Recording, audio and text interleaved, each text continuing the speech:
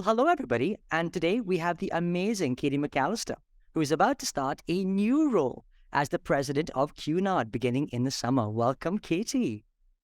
Thank you. Very nice to be here with you. Hey, brilliant to have you on. Now, let me just tell you a little bit more about Katie.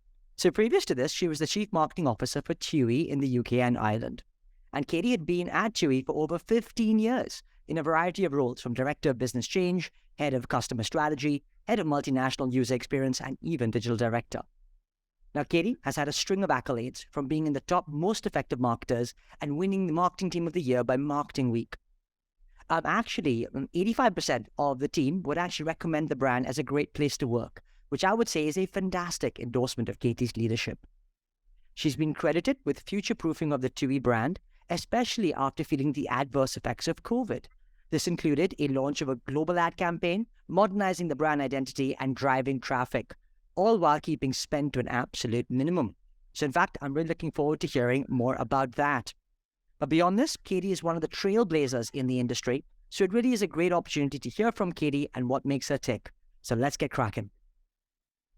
Yeah, fantastic to have you on the show, Katie. I'm sort of a bit spoiled for riches about where to start. Brand new job, which is breaking news. Marketing Team of the Year, I didn't know that. I mean, how do you get there? That's not an easy thing. And then, of course, travel was completely evaporated by COVID. I'm sure we'll cover all of them, but actually, let's start with the brand new job, because I think this is breaking news. So we're recording it before you started. By the time we release, you will have started. But this is a biggie. Tell us more. Yeah, so I've worked as CMO for the last 5 years at TUI. Really was sort of looking for my next move. Would that be? I've worked at TUI for my whole career, which I'm both embarrassed and proud to tell you. Mainly proud. And so I was looking for my next move. Would that be internal? Would that be external? And this role came up, which is, to run a cruise line, this fabulous heritage brand, Cunard. So just really looking forward to broadening out from CMO to CEO, taking on more of that kind of operational responsibility, holistic leadership role. And really excited to do it, I have to say. That's amazing news, Katie. Amazing. So look, tell us a little bit more. I mean, like, how did that come about? Was it ripe for a change? What was the circumstances? Yeah, so I mean, look, I love TUI. I love my job. Like I said, I've worked there forever. Fantastic business, loads of opportunity. And it was a headhunter approached me about it. And the business just feels like the right thing for me to go and do. It's travel, so it's the same sector. And then to broaden into that CEO role feels like a good thing to do within travel, because I've got that sector expertise and that operational expertise to move across into that. So that's kind of how it came about. And you meet with businesses, the chemistry feels good. It feels like the right place to work. And yes, that is really the story. So looking forward to joining them in August. So many learnings there. When you take that big leap into the next big job, what's the right sector? What's the right chemistry? But now is the right time for you, I guess. And so what are your hopes and expectations for this new role? So I guess there's a very practical piece within this business, which is, and they currently have, it's really heritage brands, and they're moving from 3 ships to 4 ships, so a big growth effectively. So increasing almost their customers by a third. So there's a real growth strategy there. It's a global role. So at the moment, elements of my role at TUI are global, but this is truly global because they take customers from all over the world. The ships are based all over the world. There's a real leadership challenge and kind of a cultural challenge of how you bring all those teams together and how you also understand the customers in all those different markets that I'm just really looking forward to getting my teeth into. So there's a few bits that I'm looking forward to. Wonderful. Katie, you got to take us back though. 15 years or a career lifer almost at TUI. So tell us how it all began and some of the highlights of your career at that organization so far. Yeah. Okay. So I actually started right out of uni. So I've worked there for over 20 years, which is, maybe my LinkedIn isn't quite up to date, but so I've worked there for over 20 years. Started straight out of uni as a grad, and I did a French and Spanish degree, which means I just like talking and I didn't really know what I wanted to do. But I'm kind of interested in people, I guess, is the kind of start point for that languages degree and communicating with other people and understanding different cultures, and also travel. So I went and worked for TUI overseas. I had a great, perfect job of having a graduate job, but based in holiday resorts.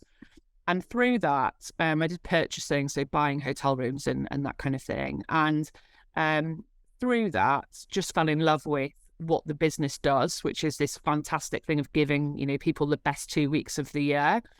And I did that for a period of time, came back and then worked in a commercial role. So doing kind of the core things would be like product and pricing. So how many planes you're going to send where, how many hotels you're going to have where, and how you're going to price them and make money and get that right. And then I set up an accommodation only business, so setting a hotel only business. So TUI traditionally was a package holiday company, if you like, and that was its main tenant. And I set up a business which was just around selling hotel only within TUI. And that's the brilliant thing about this business. It's so diverse, you can just go and set up a business within it. And as part of that, we needed to build out websites and have a kind of B2C proposition around it. So I very quickly got into working in digital.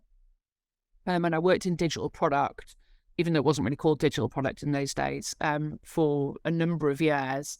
So really, almost at the beginning of the internet, if you like, working out how to build digital experiences for customers. And that's everything from like how to understand what they want and what they need into, right, how are we actually going to communicate this to the IT guys to make this work? How are we going to measure the success of it? How do we get faster at it? All of that stuff. And that has over time matured into a very, very mature digital operation. Kind of 70% of all of TUI sales are sold either online or in the app. I've had a couple of babies along the way. So when we talk about career challenges, we can come back and talk about those baby years, which were challenging. And then I worked across customer experience. So from digital, broadening that out into the customer experience holistically and how to design, because everything was becoming digital, that was kind of customer experience was digital experience effectively. So I worked across that and worked in kind of CRM and digital marketing. So acquisition at that end of the spectrum of marketing. I had a global role. So moved into a global position within TUI where I ran our app overall. So all our customers that go on holiday download and use an app. So I worked in that for a period of time, again, using those digital product and kind of customer acquisition skills. And then ran brand overall for the group as well. So brand and advertising, single global campaign, identity and that kind of thing. And then I have moved to my CMO role in the UK and Ireland, which encompasses everything that you'd imagine is marketing, from kind of, digital and CRM, so acquisition into brands, but then also sales channels and fulfillment, so retail, e-commerce, and customer service. So I've had a very varied background, if you like, from very kind of core commercial things, then through, adding in almost the marketing elements of that later, but very customer focused. I think all my roles have been customer focused, about solving problems for customers or making things better for customers. And that's really where I find my, and colleagues that goes alongside, right? But bringing those two things together is kind of where I find my energy and my purpose. So yeah, that's a bit of a whistle stop tour. Wow, you've packed it in across such a breadth of roles. It's almost like it was the perfect training ground to become a CEO. There you go. But you did say that there were some tricky patches. So I mean, this show is all about letting people be comfortable with the fact that life is not a perfect straight line. So tell us a bit more, Katie. I think there's a couple of things. So I mean, we could probably end up with COVID, which was really hard. But I think the first thing is I never knew what I wanted to do. And I remember people, I remember someone using the expression, where's your spot on the wall? As if like it was all about like how far up this wall you could climb, which I thought was a really odd thing to ask me. And I never really thought about things in that way. I never really thought like, oh, I must just be like the most successful, or do you know what I mean? It was more like, what do I like doing and how do I do more of that? I always found that a little bit hard and a little bit confusing in terms of like picking the next role for me to do, or where to move to and that kind of thing. So I think that I found that quite hard during my sort of more formative years, let's say. I found having babies and working in the time which I did that really difficult. So my eldest is 14, and I had a big job at the time, and an even bigger job by the time I had my 10-year-old. And, it is just, and unless you are in like a really extraordinary relationship, I'm going to say that, then the mental burden of things do fall to women. And it is just hard to be a woman with small kids and go to work. And I guess in those days, you didn't have, I think COVID's been fantastic from a flexibility point of view, because I always say to girls that work for me, younger women who are thinking about having babies or having babies, is try and work as flexibly as you can, but without taking a pay cut. So don't go down to, if you can help it, don't go down to 4 days a week, because you're just then getting paid 20% less, and we're probably not going to reorganize your job to give you 20% less of the work, right? So guess what? You're going to be doing that in a compressed time frame. So I always say that, but I just don't think in those days flexibility was there in the same way that it is now. I think we're much more open to that, and I found that really hard. And I have to say that at that point in my career, I was quite angry about it, and I did think I have to make sure that I can be in rooms where these kind of things get changed in the future. And that, I think, did give me quite an impetus, if you like, and an ambition to really become a decision maker, and to influence things. So, yeah, that was hard. Having young babies is hard. And it gets easier, of course. You go through phases, and your childcare evolves and all of that kind of thing. And you fall into a different pattern. So that was challenging. And I think, personal things come and go. I remember my brother died at one point, had an awful miscarriage. That was a terrible year. And that was hard. And I sort of kept on working, and maybe to the point where, like, work became almost a bit like therapy for me, because it was something that you could go and do and focus on. And then COVID was another really hard time. And COVID was hard. Travel was, probably, I've got a real martyr complex about it, probably the most hardest hit industry of the pandemic, certainly travel and hospitality more broadly. And it was mentally and physically hard work, long hours, lots of stress, many, many, many problems to solve. Things like, our systems don't just automatically refund people for all these holidays that they go on. We've got millions of people's money. How do we get it back to them?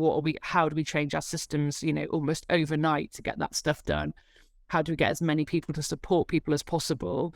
And then as travel opened up, which you'll remember it did sporadically with traffic light systems and all kinds of madness, how do we then operate holidays within that context and give people the information they need to travel? And so that all of that was difficult, and it was difficult to let's say organize and coordinate. But what was also difficult, what the most difficult part was, I had a massive team. I mean, 4,000 people, and I had this enormous sense of responsibility to all these people, that the business is going to be all right, and you're all going to be all right. And we know, I know what I'm doing every day. And of course it didn't. How do you know what you're doing every day in the middle of a global pandemic, when, the government would, on a Thursday night just tell you that you needed to repatriate everyone from Portugal or something? It was just absolute madness.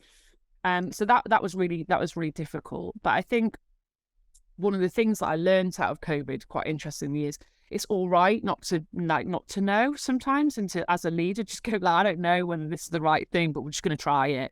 And just some of that, showing vulnerability around that, I think I learned that a lot more through COVID. I think not having all the answers, and not having to have all the answers, and being open about that. Yeah.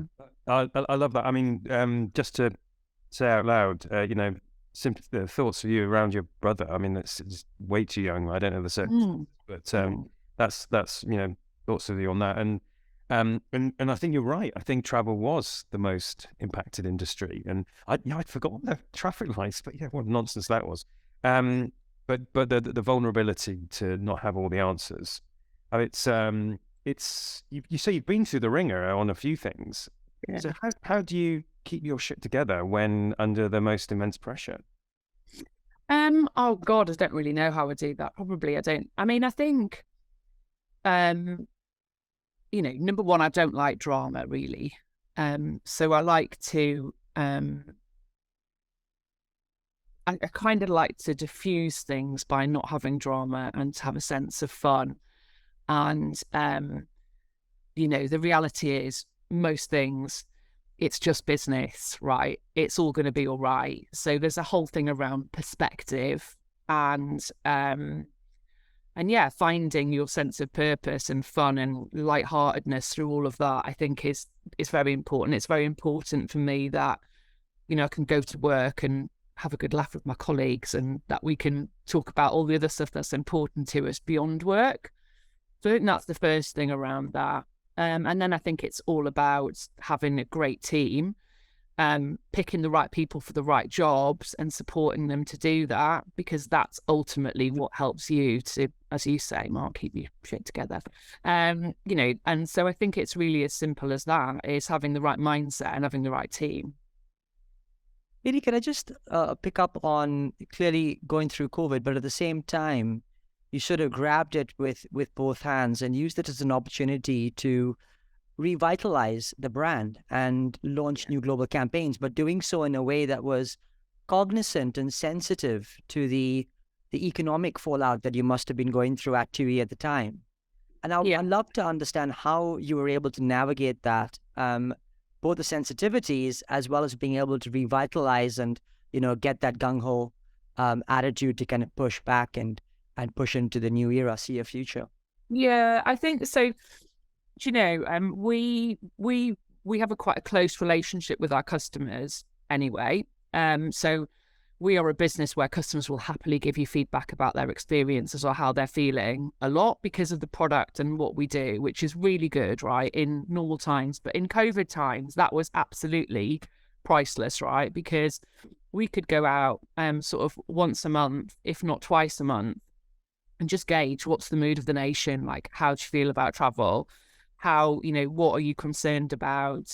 How can we make travel feel safe for you? But also like just attitudinally, like, are you up for traveling or are you not up for traveling? Or, where are you thinking that you might go to? So we really deepened the relationship with customers, and that really allowed us to get the tone of the advertising right. So let's say tactically through COVID, because we would once you decide that you're going to fly a plane somewhere, you'd better make sure you're going to fill it, right? So we had to do some element of advertising and performance marketing to make sure that we picked up whatever demand was there, and being really sensitive to that was important. So understanding we didn't do, often we do quite aggressive price and offer-led marketing at certain times of the year when we really want to, bums on seats and that kind of thing. And we really steered away from that and went for much more inspiring marketing and much more around safety and how we would look after you and everything that we were doing to make travel as safe and as normal as possible. So we took that approach. We also did much more pure, what I would call pure brand work. So very big operational business TUI, like showing an ROI on marketing investment is super, super, super important. And we spend a huge amount of money in performance marketing and below the line channels because of that, as do most travel businesses. And we did spend more money on pure brands. So for example, the mood of the nation at one point when we were all locked in, I think it was after Christmas in 2021. And we were all locked in, no one could go anywhere. And we realised that everyone just really wanted to go on holiday. So we made a lovely spoof ad of holidays from home about everyone recreating holidays in their houses. And we ran that, we couldn't travel anywhere. Travel was actually banned at that point. But it was just a really nice ad and it went down really well because it just summed up what everyone was feeling, and we knew what everyone was feeling because we were talking to them all the time. So that was the kind of through COVID tactical piece. And then the kind of brand piece was all about like, how do we emerge from this stronger? How do we really relook at our purpose and what we do and kind of make that fit for post-COVID? So, we coined the strapline of live happy because we create the moments that make life richer. And before you go on holiday, you're already living a bit happier because you're counting down to your holiday. And when you come back, you're living a bit happier because you're thinking about those amazing moments that you had on your holiday. So it really encapsulated it. And it seemed so important post-COVID that we just did things that made us happy, right? So that was kind of the idea of the campaign. And then it's really allowed us to have a platform to extend out all the products that we do within that. So that, covers off things like our cruise program, things like our ski program, cities, some of our hotel concepts that we have, which are designed for families or couples, TUI Blue, things like that.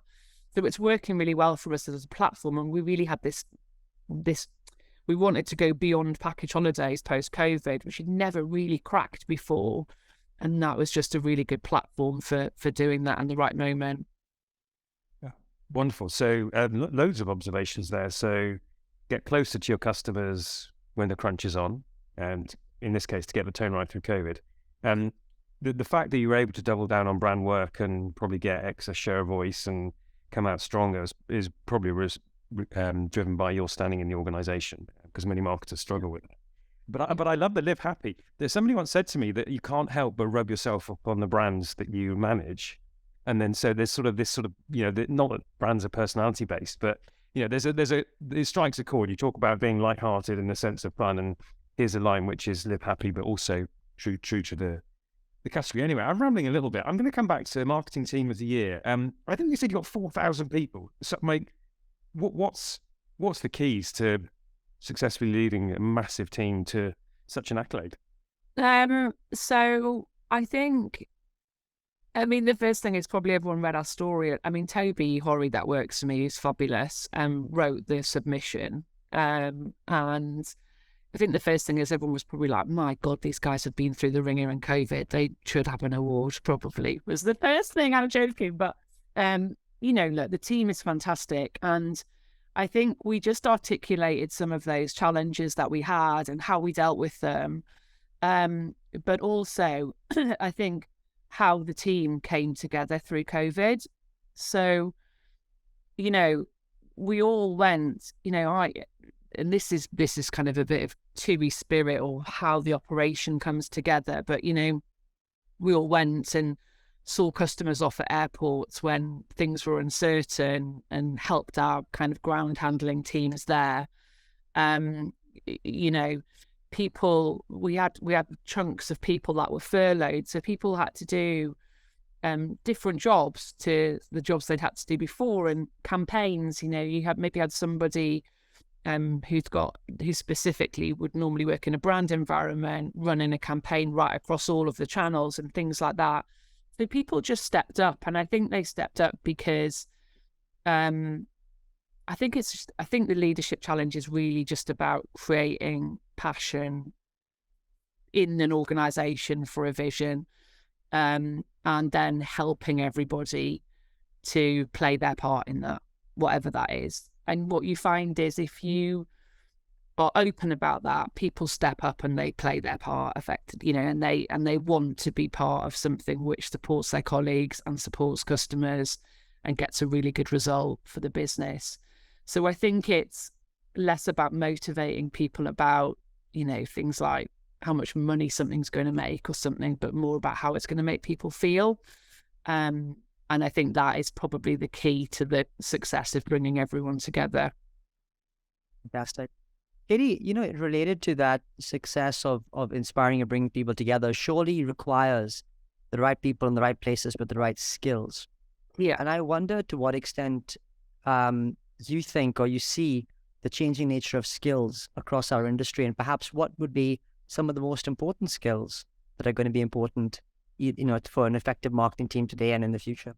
Yeah. So I think firstly, I think everyone needs to, there's an attitudinal piece, which is we are here designing things for customers, and we're all customers and people, and you have to get passionate about customers and people and your colleagues. So I think there's a first thing, which is like attitudinally, that is what we need. We need people who really have got empathy with that, with what we're trying to do, and genuinely feel and want to do a good job for customers and for their colleagues.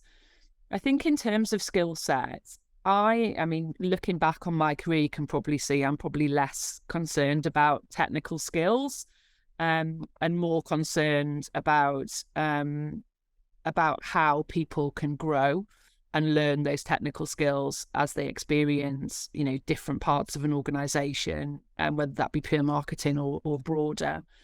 So I wouldn't say that there are skill sets necessarily which I think are vital, although you can't expect to be a successful marketer these days without really being able to understand data and measurement and, those things. I think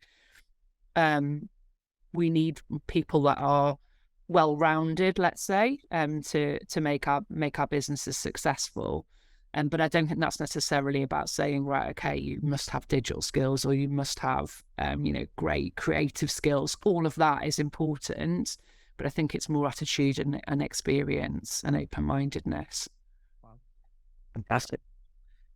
Spawn mindset, Scrum methodology was it was an agilism, but I think true more generally. Katie, what are you going to miss about moving on from marketing? Well, I'm hoping that I'm not going to move on from it completely, but hopefully my new marketing team will feel like I have somehow. But anyway, you give them the space that they need and all that. But what are the bits that you got most excited about through the years, and you probably will miss? Yeah, I think well, the first thing is I think marketing, because of this focus that we have on people and humans more generally, I think it's good fun. There's high empathy, in those teams. And, there's a whole element of creativity which exists across every discipline in marketing, which just to be part of that day to day is really nice and kind of drives pace and all of that kind of thing. So I think that's what I'm going to miss. I think the industry in itself, and all of my colleagues from other businesses and all of that kind of thing, there's a nice community of people who can share business problems and ideas and empathize and help you to arrive at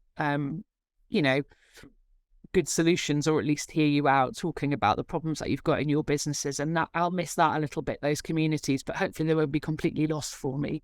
And maybe there's some kind of CEO community thing that I can join. God knows, I haven't got there yet. But I think those things, so the support network that I've got across marketing as an industry, and then specifically just being the part of the organization that is absolutely championing the customer will be the two things. Oh, wonderful, Katie. I want to ask, so clearly going into a new way of life in the sense of a CEO role, do you have a plan in place? I mean, is there like almost what they term a 90-day plan for kind of getting up and ready to be a CEO? I don't know. What's the thought? I haven't really got a plan yet, but I do need to get one together in the next couple of months. I think the first thing is going to be really, meeting the people that are currently running that business, and they're going to be the ones that are going to help me to understand how it works. So I think there's going to be a whole period of immersion. And I think with any leadership position, it's, about prioritization, isn't it? So how do I quickly understand where am I going to spend my time, which areas of the business need more focus than others? And I think just getting to that as quickly as possible is going to be the key to success. But I haven't quite worked out how I'm going to do that yet. That's my job now for the next couple of months. But in the end, you only need to be you, I suppose. Yeah. Well, hopefully. Yeah. But Yeah. but no, I mean, the people think that they, I need to have it. In some cases, it's not the right thing to have a 90-day plan.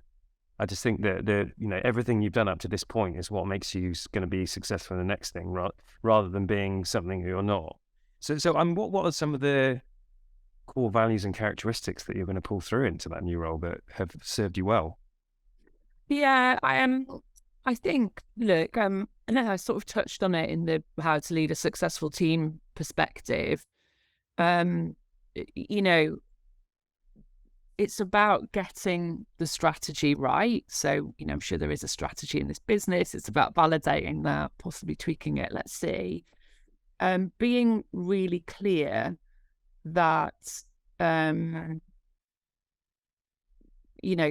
of, do we have the right resources and enablement for our people to deliver on that strategy in the right environment, and then almost tweaking that. So I would always describe myself as someone who is really enabling my team to do a good job rather than telling them how to do that.